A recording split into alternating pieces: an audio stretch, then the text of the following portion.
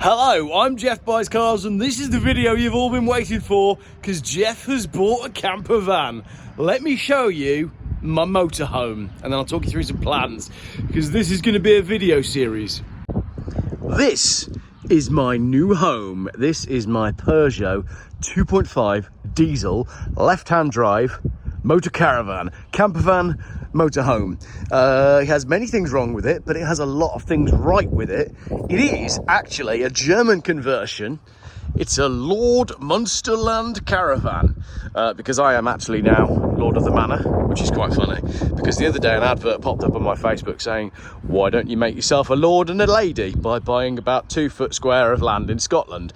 And I thought, that'll be a laugh. I must have had a beer. So I am now Lord Geoff Thompson, and my wife is now Lady Thompson.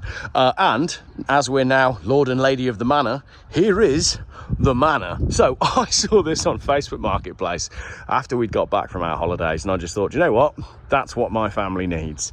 And the guy had it for sale for 7,000 quid. And I messaged and said, can I come and have a look? But then I did the whole Facebook Marketplace ghosting thing, you know, when you ghost someone, and I forgot to reply. And then I got a message saying, I've bought a new van. If you want to buy this one, you can have it for £5,000. So I paid £5,000 for this, and it's on the road, running and driving, MOT, good to go. Everything in it actually works, but we're doing quite a lot of changes to it, which I'll show you. So it's the 2.5 litre diesel, as I said, and it's a left hooker, and it's a column shift. I think this is called a column shift. Look at all those keys. I have no idea what any of those do. Join me in another video soon where I work out what all these keys do. As I said, it's Peugeot Talbot. It's done 179,433 miles. So we're going to do a service and a cam belt and stuff on it, and it comes with a stop lock. Inside, I'll show you. I'm going to have to zoom out on my camera. It looks like that. And it's basically good to go. I mean, if we wanted to go right now, that is good to go. It's got 6 seat belts. It's a 6 berth. And that means it's got bunk beds at the back, which you can see we've got out ready. And there's a table that goes in the back as well. So this section converts to a seat, and a table. And they've got seat belts, which is pretty cool. Then you've got an upper bunk bed as well, which folds up and down. The TV is going. That's a storage cupboard. And then you've got this seating place here. And then there's another bed up above the cab. So, on this side, we've got, that's all my power, battery 1, battery 2, wasser, aber wasser, and I'm going to talk to you about all this in a minute, because you're going to absolutely hate what I'm going to do to this van, but it's my van, and I don't care. We have a sink, yep, a sponge, a gas hob, a fridge, and an oven. And a heater, but it's also got installed a diesel heater. Start heating. So I don't need that. We hardly use our oven at home, so we don't need that. And the fridge is from 1988, like the rest of the van, and therefore highly inefficient and small. So we don't need that. I can never remember in my life a moment when I've actually cooked on 4 hobs, and we have a portable stove that we use when we were camping, so we don't need that. And that just leaves the sink. And I'm not 100% sure we need that. So the rough plan, let me show you the bathroom as well, because at the back it has a shower and a toilet. And I don't believe in doing number 2s in a camper van. So this is my toilet, cartridge toilet there, and the shower goes here, and it's all very 1988, and as a result, all of this is coming out. Let me talk you through my plans for my van. Funky Phil has been down, and we have decided that this part of the van is perfect, apart from the material on the seats. The bed up there is perfect, apart from I would like a window in here, but that's being a bit fussy. You can see that this has been painted, but I'll probably paint that again. That bit of the van we're not really touching because that's all fine. So we may do some upholstery and possibly new foam and all that sort of stuff. But other than that, that's going to be it for that section of the van. Now over here, we've got storage and batteries underneath this seat. But underneath this seat, I've got what I think is a 200 litre water tank. Now, if you're removing the toilet and shower, you then don't need a 200 litre water tank. So the water tank is going to go. All of this is going to go. It's all getting ripped out, and the bathroom's going to go. And in its place, we're going to build some form of bedroom for cats, because we're taking the cats with us next time, and some form of storage for clothes and whatnot. So this is going to form the basis of a new chapter in the Geoff Buys Cars adventure. The camper van is going to be built on the YouTube channel. Phil's coming tomorrow, and we're going to get started. And you can follow along the way, and you can give us your input, and then Mrs. Geoff can vet your input and say whether or not it was a good idea. But the rough plan is to get this done like quick, soon. We want to be out and using this van as soon as possible.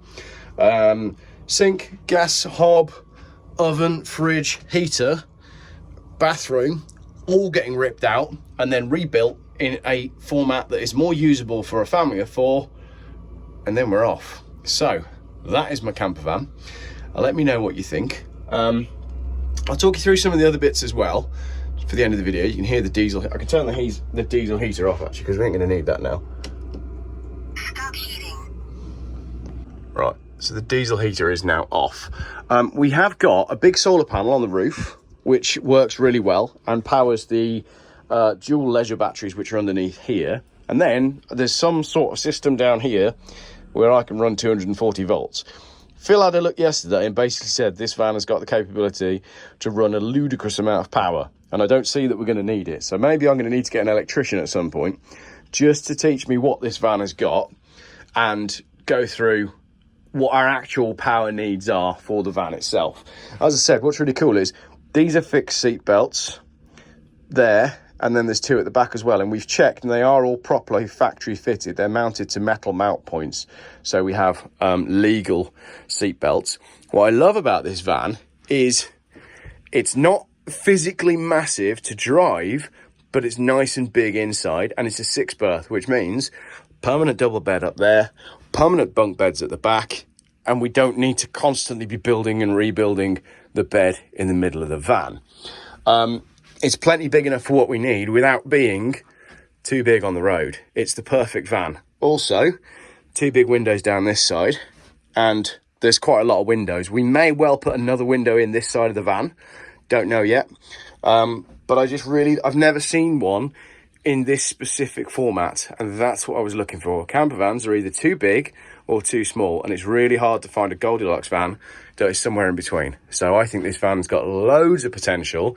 It's all solid underneath. I've looked underneath, and that's all good. It's all been looked after. It's clearly been a very well cared for van, and now it's time for us to give it its next lease of life as we move on to Geoff Buys Cars on the road, which I'm really excited about. So that's enough filming for now. Phil's coming tomorrow, and I've said I bet I can get all of this out before he arrives. So I'm going to crack on, and you can look forward to part 2, because this was basically part 1.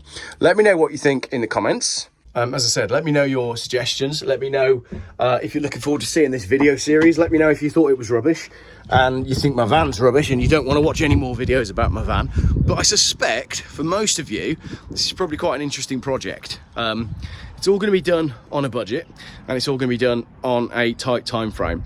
I want to paint the van. Phil thinks it's a bad idea. Mrs. Geoff wants to paint the van, which means it'll probably get painted. So all of that will be on the channel as well.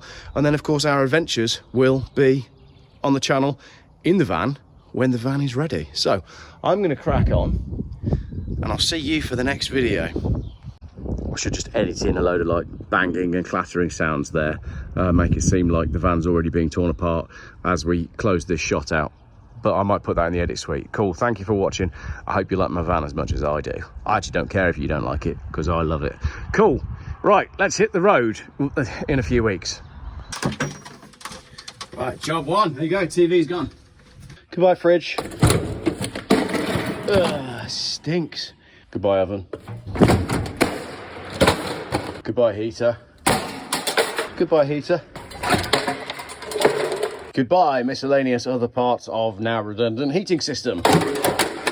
And this bit, go on. Goodbye, disgusting gas hob. Thing. Goodbye, glass back panel for the hob. Goodbye, kitchen sink. Guess what? You were pretty disgusting.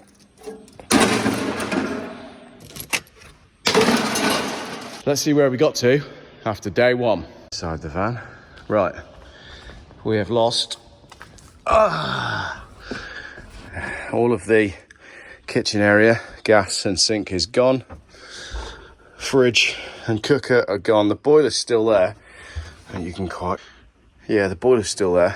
I need to get to a screw at the back there, so I think this wall's got to come out tomorrow.